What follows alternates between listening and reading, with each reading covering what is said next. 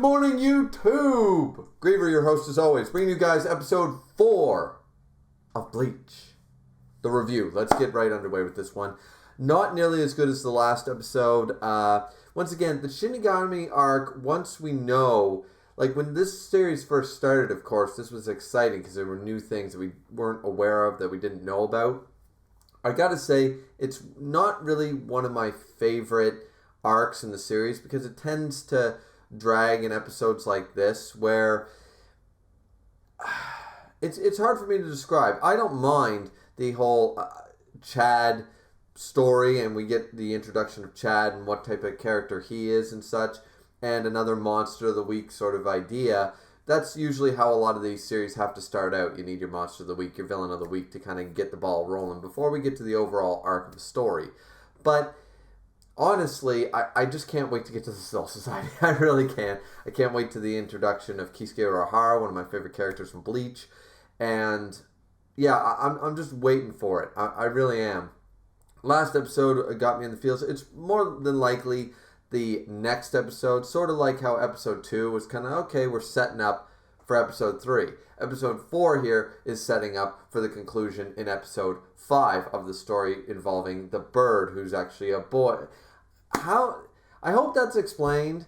Like, how did that happen? I know the big thing is, like, how can Yoruichi turn into a cat thing? That's one of the unexplained things in Bleach that people still bitch about.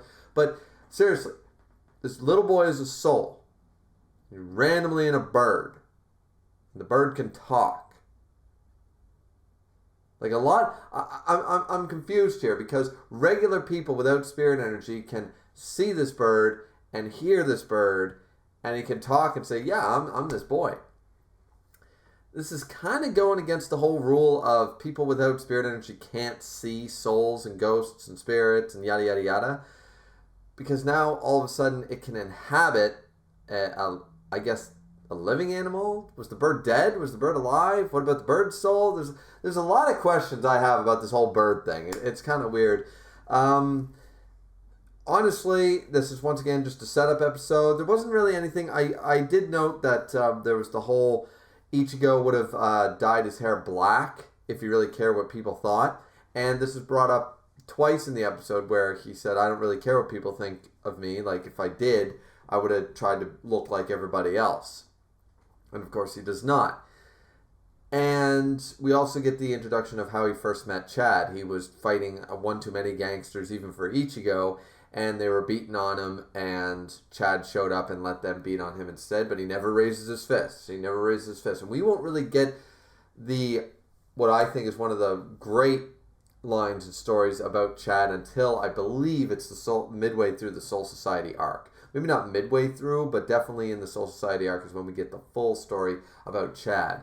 There might be hints to it in the next episode and in the Shinigami arc, but I distinctly remember a certain episode where we get an extended scenes with Chad and his backstory and him and Ichigo and how they became friends. So this is kind of the short, abridged version. It's not really explained like, oh, Chad's a good friend of Ichigo at this point. It's just kind of like they get along, they chat, they're fine. And we just see that that's how Ichigo first met Chad, was when he helped him out in an alleyway. So that was all fine and good.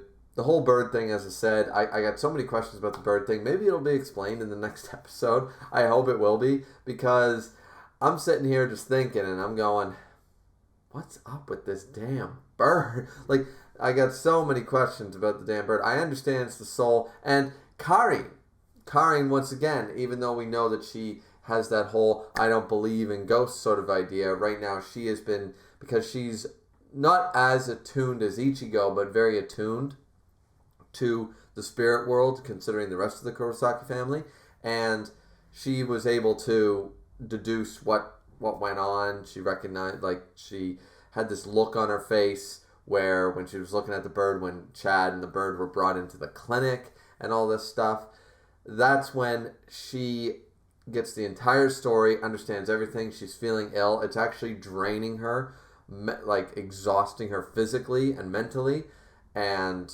eventually Ichigo has to deal with it. Rukia goes off on her own. Chad's there. They're trying to fight a hollow. Rukia, I think she has her powers back, uses one of the Keto spells. I think it's Bakudo 33. but it basically does nothing. It does absolutely nothing, even though she she uses the entire incantation.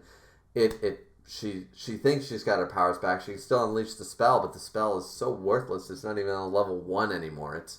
It's fodder. It's kind of like trying to light a fireball and only like a little Bic lighter worth of a flame.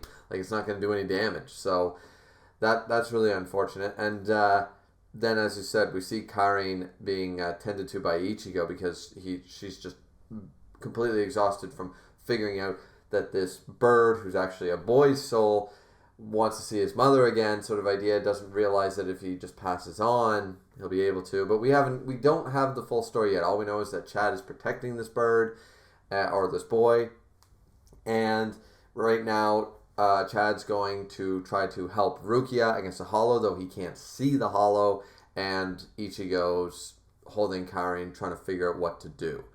And that's where the episode ends off. So, once again, not a bad episode, not a great episode. It sets up for the conclusion in the next episode, similar, as I said, from episode 2 and 3. This is 4 and 5. And I have a funny feeling that this cycle of setup episode, conclusion episode is going to take place up until we get to the, I think it's like episode 14, 15, where that's the end of the entire Shinigami arc. We need to be introduced to Don Kanonji, I know, Kisuke Urahara, of course. We need to be introduced to Uryu and their competition in the Menos Grande and all that. And then we need the Grand Fisher encounter. So I believe there's another about 10 episodes of the Shinigami arc left. But I think this format will continue for a little while. But it's still been an absolute nostalgia trip for me to go back right to the beginning of episode 1 and be watching through. So I think that's enough recording for today, though. I've recorded 4 or 5 episodes here. Well, I've recorded 4, but I had to re-record a couple sound issues, and I babbled on and stuff. So hopefully I have enough of an opportunity to keep going with this series. I've got enough drive in me to be able to sit down, and enough time, honestly. Time is a big factor because you got to watch the episode. You watch 2 or 3 episodes, that's over an hour. Then you got to record and edit and stuff. So it really does take a good chunk out of the day in the morning. So this is the last one for today. I don't know when I'll be editing and releasing these. So hopefully once I start, I'll have a good bulk of them ready so that I can keep on it, keep up to date, and we don't have these hiatuses once I get going with it. So hopefully you guys have been enjoying thus far. This has been episode 4. Like, comment, and subscribe. We'll see you back here next time. This has been Griever, signing off.